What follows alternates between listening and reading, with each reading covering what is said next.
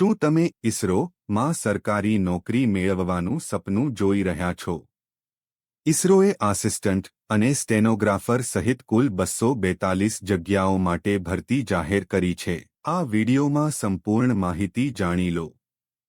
Indian space research organisation ISRO દ્વારા તેના વિવિધ કેન્દ્રોમાં બિનતકનીકી, નોન-ટેકનિકલ અને વહીવટી સ્ટાફની સીધી ભરતી માટે આ પ્રક્રિયા હાથ ધરવામાં આવી છે. કોણ અરજી કરી શકે? કોઈપણ માન્યતા પ્રાપ્ત યુનિવર્સિટીમાંથી ઓછામાં ઓછા 60% ગુણ અથવા 6.32 CGPA સાથે ગ્રેજ્યુએશન પૂર્ણ કરેલું હોવું જોઈએ. કમ્પ્યુટરના ઉપયોગની પાયાની જાણકારી હોવી જરૂરી છે. સ્ટેનોગ્રાફર પોસ્ટ માટે અંગ્રેજીમાં 60ની શોર્ટહેન્ડ સ્પીડ હોવી જરૂરી છે. કયા પદ માટે ભરતી છે? Assistant, upper division clerk, junior personal assistant, stenographer. ઉંમર મર્યાદા. ઉંમર ગણતરીની તારીખ 16 ઓગસ્ટ 2026. ઓછામાં ઓછી ઉંમર 18 વર્ષ. જનરલ 28 વર્ષ સુધી. ઓબીસી 31 વર્ષ સુધી. એસસી સેન્ટ 33 વર્ષ સુધી. સેલરી 7મા પગાર પંચ મુજબ લેવલ 4. બેઝિક પગાર 25,500 રૂપિયા પ્રતિ મહિનો. મોંઘવારી ભથ્થું, દા. ઘર ભાડું ભથ્થું. Transport allowance. મેડિકલ સુવિધા. જરૂરી ડોક્યુમેન્ટ્સ. તાજેતરનો સ્કેન કરેલો પાસપોર્ટ સાઇઝ ફોટો. સ્કેન કરેલી સહી. ધોરણ 10ની માર્કશીટ અથવા જન્મનું પ્રમાણપત્ર. ગ્રેજ્યુએશનની તમામ માર્કશીટ.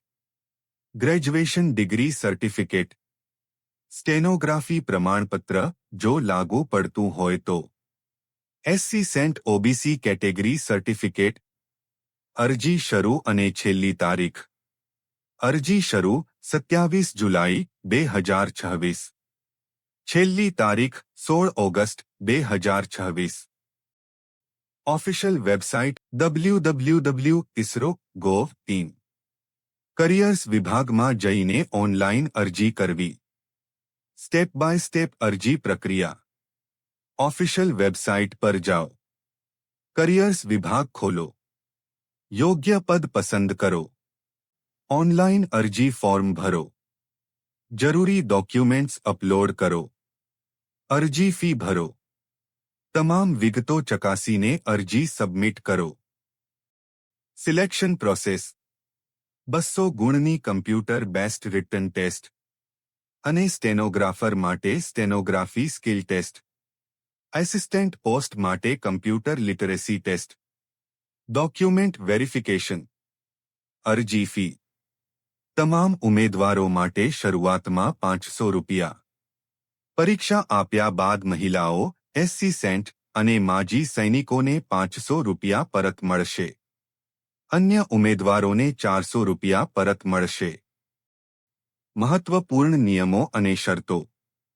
ઉમેદવાર માત્ર એક જ પદ માટે અરજી કરી શકે છે. લેખિત પરીક્ષામાં દરેક ખોટા જવાબ માટે 0.25 ગુણનું નેગેટિવ માર્કિંગ રહેશે. અરજી સબમિટ કર્યા પછી તેમાં સુધારો કરી શકાશે નહીં. મહત્વપૂર્ણ ટિપ્સ. અરજી કરતા પહેલા શું ધ્યાન રાખવું? માત્ર એક જ પદ માટે અરજી કરી શકાય છે. નેગેટિવ માર્કિંગ હોવાથી જવાબ વિચારપૂર્વક આપો.